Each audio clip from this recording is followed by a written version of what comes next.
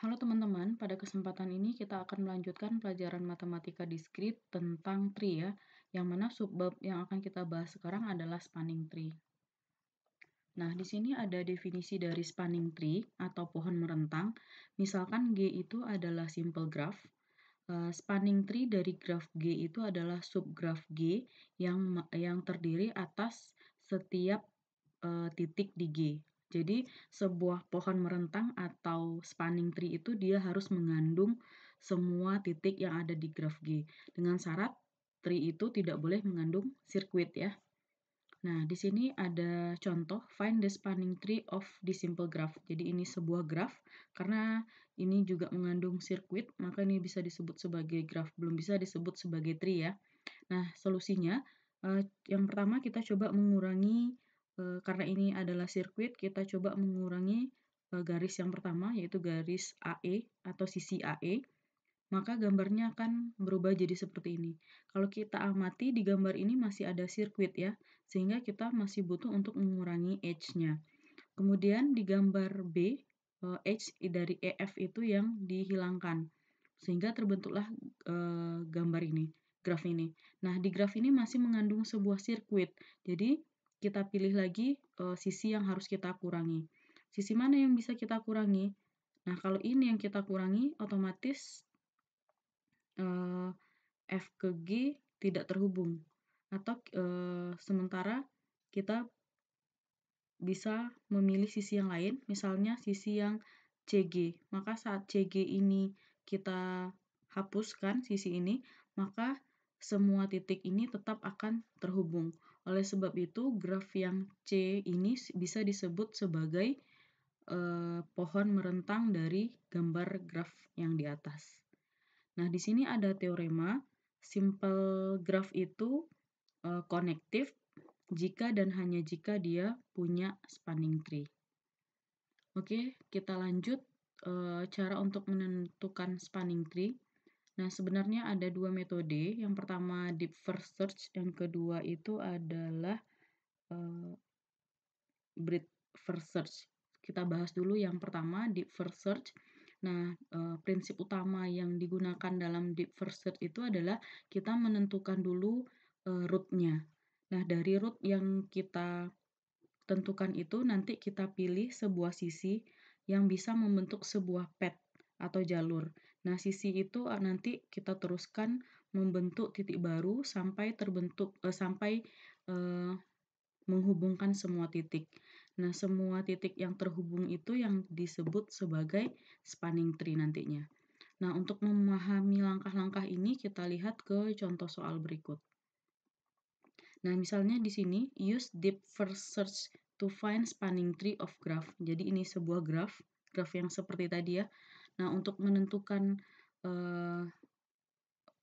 spanning tree-nya, pertama kita menentukan dulu root-nya ya, berdasarkan aturan dari atau langkah-langkah dari deep first search itu pertama kita menentukan dulu akarnya atau root-nya. Nah, di sini dipilihlah root F. Misalnya F di sini, kemudian root F itu kita bentuk sebuah path baru dengan menambahkan sisi.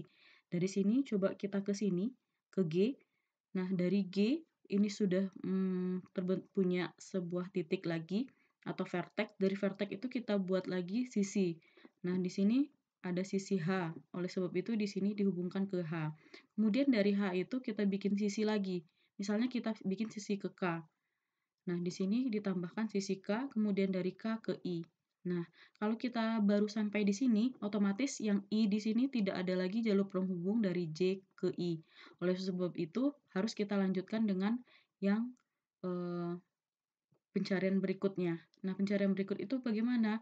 Dimulai lagi dari F, kemudian dari F ke G ke H. Nah, dari H itu dibuat cabang seperti ini. Dari H berarti dia langsung ke I, ini dia H ke I, kemudian H juga ke K. Seperti ini, kemudian dari K ke J. Nah, tapi yang baru terselesaikan adalah yang bagian kanan sini, sementara yang bagian kiri belum. Oleh sebab itu, diulangi lagi langkah yang sama. Kita harus memperhatikan bagian kanan juga. Berarti dari sini, dari F, kemudian ada dua sisi. Kita bikin cabang ke G dan ke D. Ini dia F ke G dan ke D. Kemudian dari G ke H, ini G ke H, dari H dibikin lagi 2 cabang, yaitu I dan K. Ini dia, ke I dan ke K, kemudian K ke J.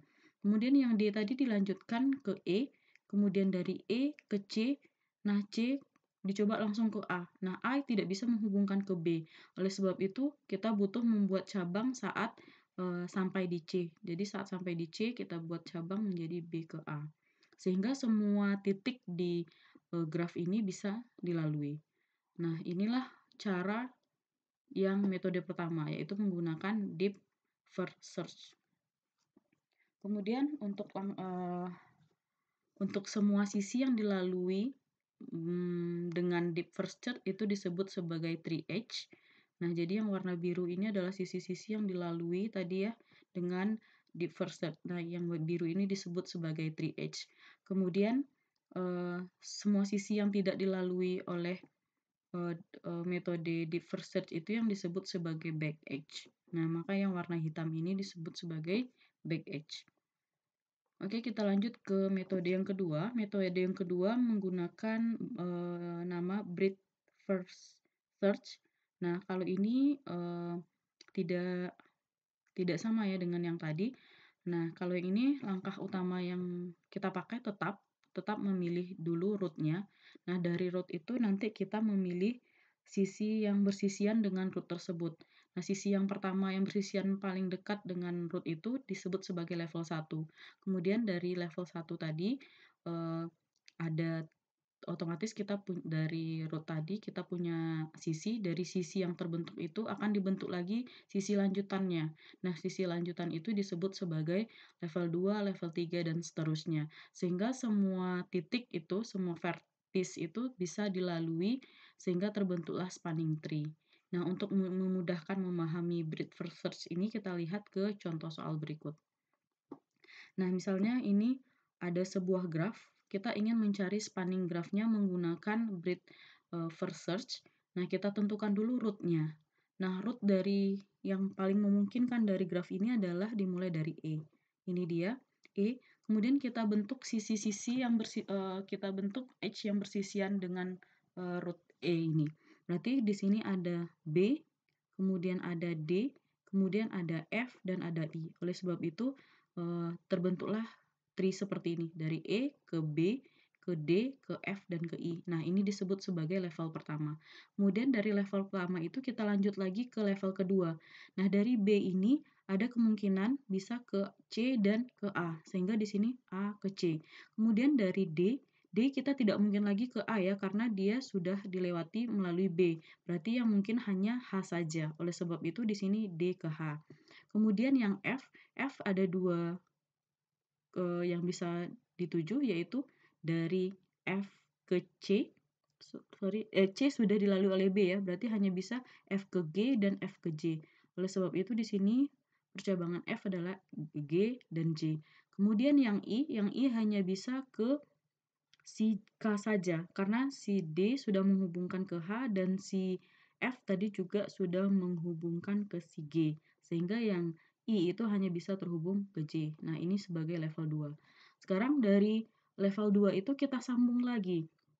Tadi A sudah tidak ada lagi sambungannya, kemudian C juga sudah tidak ada, kemudian yang H juga tidak ada. Kemudian kita lihat ke G. G di sini masih bisa kita sambungkan ke L. Maka ini disebut sebagai level 3. Kemudian J ini sudah mentok. Kemudian I ke K tadi masih bisa dilanjutkan ke M. Nah, ini disebut sebagai level 3. Nah, metode ini disebut sebagai breadth first search. Jadi ada dua ya cara untuk menentukan spanning tree, dua metode. Oke teman-teman, sampai di sini dulu video kali ini. Terima kasih.